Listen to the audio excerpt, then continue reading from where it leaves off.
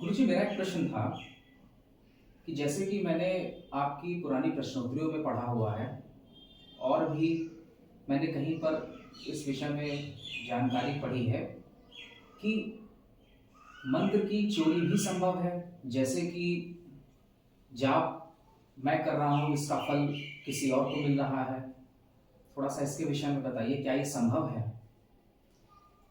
हाँ, यदि धूर्तलों की नीयत ठीक नहीं है या जो तांत्रिक मांत्रिक जो खुद साधना नहीं करना चाहते हैं, साधना विधि तो पता है, सब कुछ बता देंगे, लेकिन वो कुछ अब स्वयं ही करके दूसरे से करवा के और उस मंत्र की शक्ति चुरा सकते हैं। इसका चुराने का एक तरीका है, उस तरीका के बारे में बताते हैं। चलिए, आपने किसी से मंत्र प्राप्त किया, आपने तो मंत्र प्राप्त कर लिया, आपने तो साधना शुरू कर दिया, लेकिन आप देखिएगा कि वो जब मंत्र का विश्लेषण कराइएगा तो ये पता चलेगा कि जो मंत्र है, वो जो मंत्र दिया है वो अपने अनुकूल मंत्र को दे देता है, अपने अनुकूल के मंत्र दे देता है। जैसे मंत्र की वैल्यू होती है और उसका एक मंत्रांक निकलता है, मंत्र के शब्दों की संख्या होती है।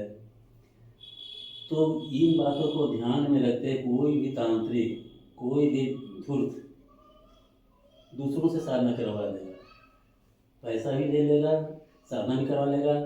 जितना साधना करेगा उसको तो फल कुछ मिलेगा नहीं, बल्कि उस साधना की जो शक्ति हुई सीधे उस तांत्रिक को प्राप्त हो जाएगा, साधक को प्राप्त बिल्कुल नहीं होगा।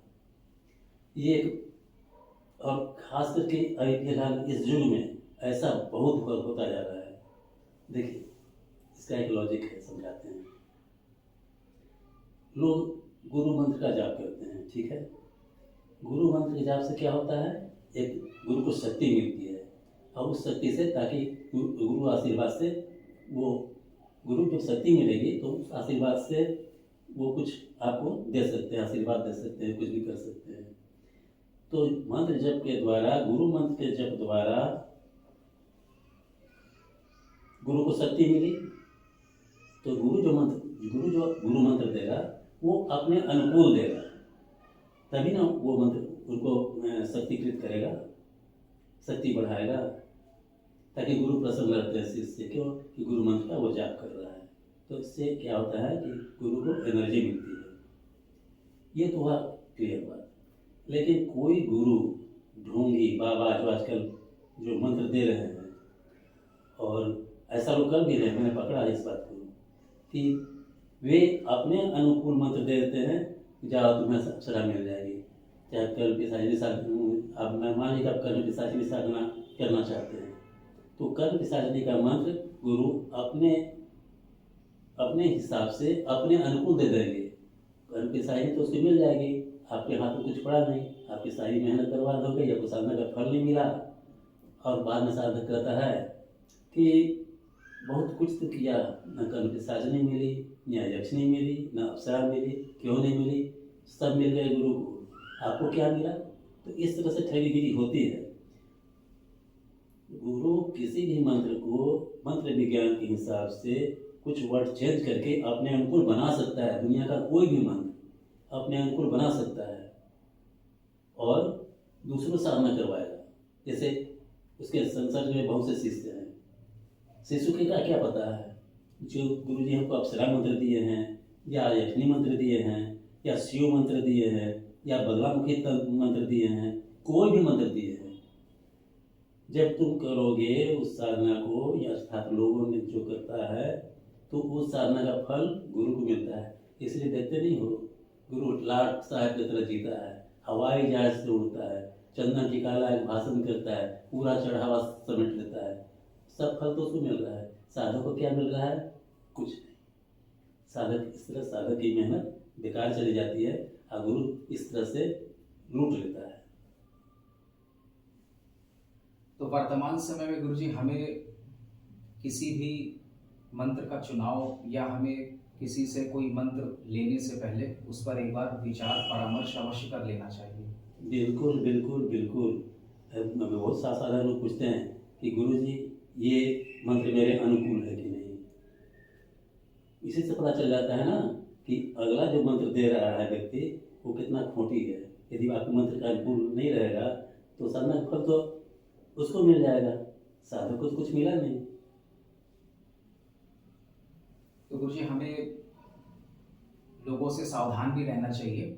बिल्कुल सावधान रहना चाहिए। एक बार गुरु का चेहरा भी तो देख लीजिए, जो इस तरह का काम कर रहे हैं कि वास्तव में गुरु है कि क्या है कि चोर है ये। ताकि शक्ल से भी पहचानने वाले व्यक्ति पता चल जाता है कि चोर है ये, तो व्यक्ति को ऐसे ही पहचानना चाहिए। तो वैसे गुरु के शरण में नहीं जाना चाहिए। जो सहज तरीके से रहता है, अक्सर लोग जो सहज तरीके से रहता है उनमें दिखावापन नहीं होता है, तो समझ लीजिए कि उससे कुछ मिल सकता है। फिर भी सर तक रहने के ख्याल से एक बार जरूर कन्फर्म हो लेना चाहिए कि अमुक व्यक्ति अमुक मंत्र को जप रहा है तो क्या उसके अनुकूल है या नहीं। इसलिए उसकी जन्म तिथि जानना जरूरी होता है, किस तारीख से शुरू करना है वो भी जानना जरूरी होता है। कभी कभी ऐसा होता है कि वो अपने अनुकूल तारीख बता देगा, कोई तांत्रिक अपने अनुकूल बता देगा, जो तुम्हारे अनुकूल नहीं होगा तभी उस साधना का फल उसको प्राप्त हो जाएगा। यदि वो अपने अनुकूल तिथि से साधना करवा दिया तो इसमें बहुत इस तरह की धांधली पहले द्वापर युग तक नहीं होती थी। इस कलयुग में कुछ ज़्यादा हो रहा है, इसीलिए साधक लोग निराश हो जाते हैं। ईश्वर पर से विश्वास उठ जाता है, अक्षरा साधना से विश्वास उठ जाता है, इसमें साधना से विश्वास उठ जाता है, कुछ नहीं होता है, ये सब ये चीज़ हो जाता है।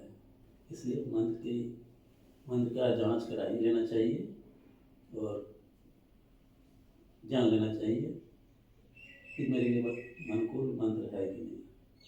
यदि मंत्र अनुकूल होगा तो दीक्षा लेकर करना चाहिए, अनुकूल नहीं होगा तो संशोधन करा लेना चाहिए, तब उसकी दीक्षा लेकर साधना करेगा, साधना का फल अवश्य मिलेगा।